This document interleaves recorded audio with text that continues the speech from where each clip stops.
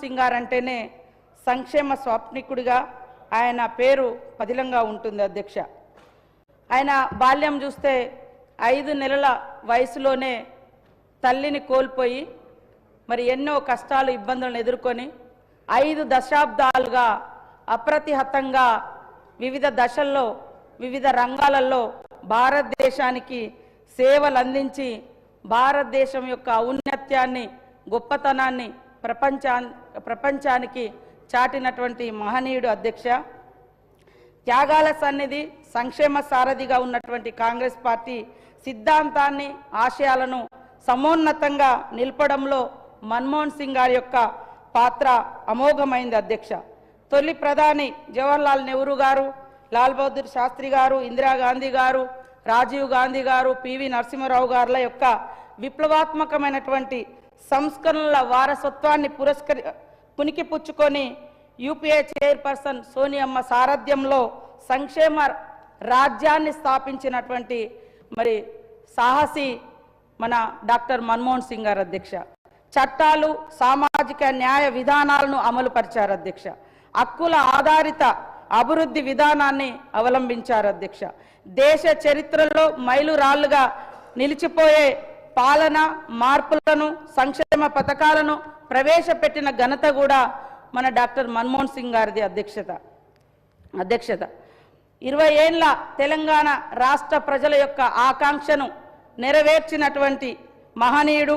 ప్రధానమంత్రి హోదాలో మరి ఆయన అనేక ఇబ్బందులు ఎదురైనా కూడా వాటినన్నింటినీ అధిగమించి తెలంగాణ రాష్ట్ర ప్రజలకు సోనియమ్మ గారు ఇచ్చినటువంటి మాటను నిలబెట్టి మనందరికీ ఆత్మగౌరవాన్ని హక్కులను ప్రత్యేక రాష్ట్రాన్ని అందించినటువంటి మహనీయుడు మరి మన్మోహన్ సింగ్ గారికి తెలంగాణ ప్రణమిల్లి నివాళులు అర్పిస్తుంది అధ్యక్ష. కాంగ్రెస్ మూల సిద్ధాంతమైనటువంటి సంక్షేమానికి చట్టబద్ధత, సామాన్యులకు చట్టపరమైనటువంటి హక్కులను కల్పించినటువంటి ఆర్థిక రూపశిల్పి మన్మోహన్ సింగ్ గారు అధ్యక్ష.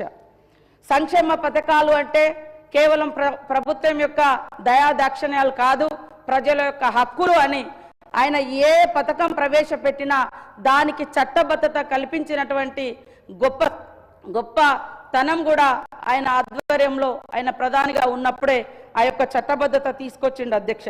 ముఖ్యంగా వారు ప్రవేశపెట్టినటువంటి వివిధ పథకాలకు చట్టబద్ధత ఇవ్వడం మూలంగానే ఈరోజు రాష్ట్రంలో కానీ కేంద్రంలో కానీ ప్రభుత్వాలు మారినా ఆ యొక్క సంక్షేమ పథకాలు సజీవంగా అప్రతిహతంగా ఒక యజ్ఞంలా సాగుతున్నాయంటే వారు తీసుకొచ్చినటువంటి సంక్షేమ పథకాలకు చట్టబద్ధమైనటువంటి హక్కులు కల్పించడం మూలంగానే అని ఈ సందర్భంగా తెలియజేస్తాను అధ్యక్ష. పేదల సంక్షేమం ఒక యజ్ఞంలా ఉండాలనే మరి వారు తీసుకొచ్చినటువంటిది అత్యంత ప్రభావితం చేసినటువంటిది పేదల కోసం ఉపాధి హామీ చట్టం. 2005లో తీసుకొచ్చినటువంటి ఉపాధి హామీ చట్టం మూలంగా ఇవాళ కోట్ల మంది పేదలకు ఆ ఉపాధిని కల్పించినటువంటి చట్టం అధ్యక్ష. ఈరోజు కేంద్రంలో ఏ ప్రభుత్వం వచ్చినా, రాష్ట్రంలో ఎవరు వచ్చినా కానీ ఆ చట్టం 11 సంవత్సరాలైనా కూడా ఈ రోజు వరకు మరి ఉన్నది అంటే ఇతర ప్రభుత్వంలో దానికి చట్టబద్ధత రావడం మూలంగానే ఈ సందర్భంగా తెలియజేస్తా ఉన్నాను అధ్యక్ష.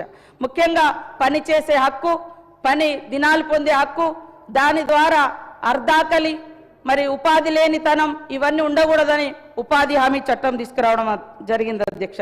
ముఖ్యంగా ఈ యొక్క ఉపాధి హామీ చట్టం గురించి దేశమంతా ప్రధానంగా చర్చ జరిగింది కూడా కరోనా టైంలో ఇంత సాఫ్ట్వేర్, ఇంత అభివృద్ధి, ఇంత ఇది అని మనం గొప్పగా చెప్పుకున్నా పట్టణాలలో లాక్డౌన్ తోటి పల్లెల వైపు మరి అనేక మంది వస్తే అక్కడ ఉపాధి హామీ చట్టం, ఉపాధి హామీ పనులు హక్కున చేర్చుకొని మరి ఆర్థికంగా ఆకలి లేకుండా ఒక అమ్మలా కాపాడినటువంటి పని ఏదన్నా ఉంది అంటే అది ఉపాధి హామీ చట్టం.